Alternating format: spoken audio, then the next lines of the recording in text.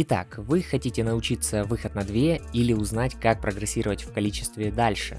Неважно, подтягиваетесь вы 10 или 30 раз. Хотя огромная пропасть между этими людьми, которые могут подтянуться 10-12 раз и уже умеют несколько неидеальных по технике выходов на 2. И теми людьми, которые подтягиваются 30 и не делают выход, а лишь ударяются грудью о перекладину. Не понимая правильную технику, сколько бы вы ни подтягивались, вы никогда не сделаете этот элемент. Давайте это исправлять. В этом сюжете мы детально разберем и мой опыт тренировок выходов с 2011 года, и я перебрал рабочие рекомендации лучших атлетов в этом направлении. В конце полезный бонус, лайфхаки и план тренировок, но все постепенно. А это Владарович, атлет спит в каждом из нас, и я его разбужу. Поехали! Перед тем, как начать тренировки, нужно четко разобраться, что делать, а главное, что не делать. Насчет того, что не делать, сразу скажу, выходы на одну руку и их увеличение не то чтобы мешают выходу на 2, но и не помогают. Поэтому, научившись 2-3 выхода на каждую руку, получив минимальный запас сил, можно приступать к изучению выходов одновременно на 2 руки, чтобы потом не привыкнуть и не переучивать технику, и уметь одновременно сразу забрасывать локти. К тому же, такая техника с забрасыванием одной руки во флажок больше травмирует локоть, плечо, чем в выходах одновременно на 2 руки. На эту тему на англоязычных YouTube каналах проводили некоторые исследования и показывали, как нежелательно нагружаются суставы. Опытные атлеты подтверждают, что для выхода будет достаточно 10-12 подтягиваний и раз 8-10 отжиматься от турника. Я же свой первый выход сделал в 2012, когда подтягивался раз 16 и отжимался от турника раз 15. Делал по 5 выходов на одну и раз 8 мог подтянуться повыше, к прессу или к низу груди. И то я так затянул с выполнением, потому что не мог разобраться с техникой, которую потом подсказал друг, и у меня сразу получилось. А насчет того, что и как делать, немного анатомии. Логично, что выход состоит из 3 частей. Высокое подтягивание, момент перебрасывания локтей через перекладину, что наиболее сложно сделать. И, наверное, самое легкое – это этап выжимания себя от турника на прямые руки. В тянущей фазе выхода, то есть когда мы подтягиваемся, работают мышцы пресса, широчайшие, большие круглые мышцы, бицепсы и мышцы предплечий. Толкающая фаза, то есть когда мы отжимаем себя от турника, тут работают мышцы груди, трицепсы и зубчатые. Вы, конечно, можете качественно подтягиваться и отжиматься от турника, но момент переброса локтей – это та еще задачка. Тут чисто понять технику, ведь существует по сути 2 вида выходов – технический и силовой, более медленный. Во втором варианте будут подключаться еще и мышцы-стабилизаторы. Важно хорошо разминать локти и плечи, ведь в момент переброса локтей происходит резкая нагрузка на эти суставы. Это лучше сделать вращательными движениями и некоторые специализированные движения с резиной легкого натяжения. Положение кистей, закрученный глубокий хват. Кто-то скажет, да так легче, и это вообще читерство. Но если вы не умеете выход или делаете до 5 раз, то глубокий хват вам в помощь.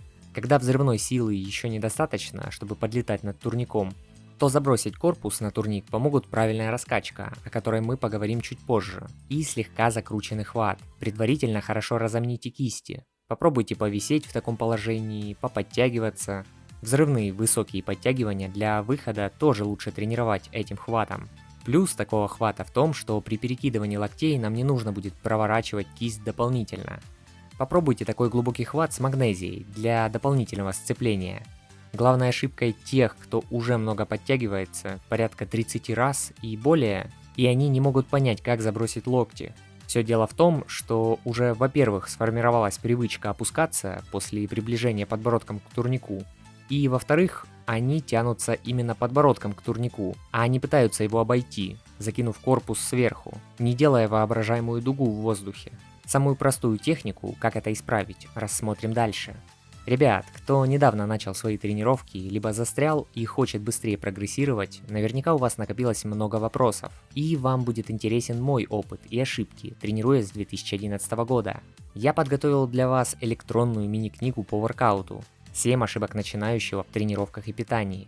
Описаны практичные и полезные вещи в тренировках, рацион питания и моя история. Если хотите поддержать канал, заходите по ссылке в закрепленном комментарии. Я отправлю книгу каждому за донат на символическую сумму. Это моя мотивация улучшать контент и работать дальше. Ну и обращайтесь, если нужна программа тренировок. А если кто-то из вас хочет развивать себя на YouTube и уже начали вести свой канал, но не понимаете, откуда взять первых подписчиков и почему вас не смотрят, то обращайтесь ко мне за помощью в развитии канала. Тем самым я сэкономлю вам месяцы потраченного времени на ошибки. Напишите мне, контакты в описании. Двигаемся дальше к сюжету. Легче будет сделать выход, если вы из положения на прямых руках опуститесь вниз, выпрямив локтевой сустав и хлестким движением сразу же начнете делать подтягивания, когда ваш корпус и ноги еще немного впереди турника. В моменте, когда подбородок почти у перекладины, мы подгибаем ноги в коленях и в этот момент забрасываем локти. Движение должно идти как бы по дуге, если наблюдать сбоку, и все перечисленное выполняется в едином движении, без пауз. Для создания этой дуги еще фишкой будет, когда вы после опускания сверху в нижней точке подадите корпус вперед, а руки назад. То есть нужно создать больший угол в плечах для лучшей начальной инерции, чтобы амортизировать и вылететь вверх. Для этого нужно предварительно растянуть плечи, чтобы не травмироваться, и получался этот угол в плечах. Даже когда вы уже научитесь делать уверенно выходы несколько раз, то сами заметите, что самый первый выход силой из нижнего положения будет сделать тяжелее, а последующие легче. Когда вы наберете скорость выполнения или будете отдыхать в верхней точке, а потом опускаться и сразу же делать выход одним движением, то на инерции вы будете залетать на турник и тратить меньше сил. При этом это не означает, что выходы будут выглядеть от этого в грязной технике. Нет, подобными и другими фишками пользуются и рекордсмены в этом движении. Когда техника отточится, то этот момент инерции и минимальная помощь ногами будут незаметны глазу наблюдающих людей за вами. Это был способ для тех, кто уже максимально близок к выходу по базовой подготовке, но не поймет технику. Еще один способ, чуть более легкий. Запрыгиваем на турник с земли, когда высота перекладины вам по грудь или по подбородок. Запрыгиваем из положения глубокого приседа. Делаем на общее число попыток, чтобы понимать процесс переброса локтей. У кого есть возможность, можно приобрести кольцевую резину для подтягиваний и делать с ней выходы из полного виса на ровных руках. Так лучше разовьется нейромышечная связь, тело поймет, что делать. Тоже выполняем на выбранное общее число попыток за тренировку. Кстати, ролик можно сохранить себе в плейлист, чтобы дополнительно пересматривать перед тренировками. Ну и лайком поддержите, если полезно. Следующий этап – это негативные медленные повторения и статика в моменте переброса локтей. Негативная фаза поможет лучше адаптироваться к перебросу локтей. Не обязательно делать опускание полностью вниз. Достаточно сосредоточиться именно на медленном прохождении локтей под турник. И тогда можно запрыгивать и делать новое повторение. Тоже выполняем на общую сумму попыток. Заканчиваем, когда уже начинаем сильно быстро проваливаться вниз от недостатка сил. Если вам это тяжело, то опять же можете попробовать опускание с резиновой петлей. Еще одно упражнение можно делать на статику. Выйдите любым способом в упор на ровных руках над турником и опуститесь до того момента, пока еще локти не падают вниз под турник. В этом промежуточном положении задержитесь на максимум времени. Такие подходы стоит делать ближе к концу тренировок, так как большая нагрузка на связки и они уже должны быть разогреты. Помогает ли дополнительное отягощение для роста количества? Есть, конечно, различные рекордсмены, которые делают выходы и с огромными весами 50-60 кг. Ну, смысл и польза от этого, кроме соревнований и медийного развития, не особо большая. Тренировки с весами небольшими, до 5-7 кг – другое дело. Даже пару килограмм поначалу полезно, когда вы уже умеете около 10 раз. Это поможет добавить взрывной силы, чтобы легче закидывать себя на турник и вырасти в количестве повторений. То же правило действует и в обычных подтягиваниях. Да, можно делать и на разы, на силу. Подбирать вес на 1-3 раза. Я пару раз в месяц или реже делал такие проходки. Ну и наконец, как часто тренировать и совмещать всю эту нагрузку. Обратимся к опыту лучших в этом движении.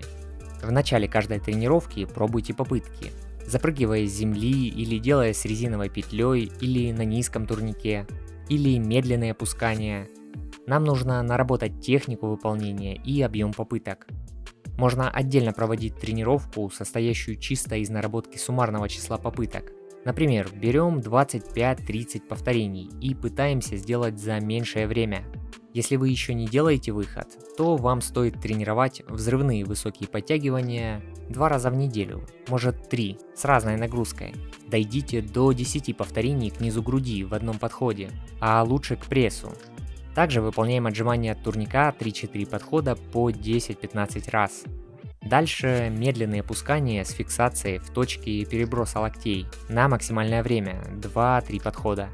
Когда количество нормальных выходов станет более 8-10 раз в одном подходе и уже с неплохой техникой, то стоит уходить от объемных тренировок и делать линейные. То есть за 3-5 подходов делаем на максимум или около максимум раз на некоторых тренировках. С одной стороны, максимумы дадут прогресс и позволят пробить застой. С другой, нужно правильно подобрать нагрузку, чтобы не перетренироваться и не затормозить в прогрессе. Когда количество уже более 15-20 раз и длительность одного подхода более 30-40 секунд, включается выносливость, и делать чисто силой уже долго не сможете. Тут уже нужно подключать фишки в технике. Это паузы вверху, использование инерции и дуги в корпусе, включать небольшую помощь ногами, глубокий хват и так далее, чтобы экономить силы. У профессионалов это выглядит незаметным и как будто бы выходы чистые. Для повышения силовой выносливости можно еще и делать сеты, подтягивания плюс выходы, именно в таком порядке. То есть делаем 5-7 подтягиваний и на фоне предварительной утомляемости сразу пробуем делать выходы. Можно делать как без веса, так и с весом. Еще вариант прогрессировать в количестве – это ЭМОМ тренировки. Включаем таймер на 1 минуту, делаем равное небольшое число выходов в подходе, например 3, и все, что осталось до конца минуты, это ваш отдых. Начиная со 2 минуты повторяем тоже 3 раза, и так делаем минут 7-10. Ну и еще вариант сета, это делаем попеременно одно подтягивание и 1 выход, и так не слезая с турника, делаем пока можем. Усложнить можно, делая все это лесенкой. И, ребят, обещанный бонус. В дополнение к сюжету на YouTube я подготовил для вас еще несколько фишек, благодаря которым я выучил выход на 2 в далеком 2012 году. Мой опыт изучения можно бесплатно узнать в статье в телеграм-канале Владарович по ссылке в закрепленном комментарии. В конце статьи будут мои контакты. Там же вы можете написать мне, и я расскажу, как получить от меня план тренировок по дням для выходов на турнике или кольцах за небольшую поддержку каналу донатом. Заходите в наше телеграм-сообщество единомышленников. У нас там совместный чат для обмена опытом с другими атлетами, которых уже около 3000 человек. Там же и выходят дополнительные материалы к выпускам на YouTube, аудиоподкасты к роликам и полезные статьи. Заглядывайте по ссылке в описании. Пообщаемся. Ну и не забудь подписаться с колокольчиком на YouTube. Автор сюжета я, Владарович. Разбуди в себе атлета.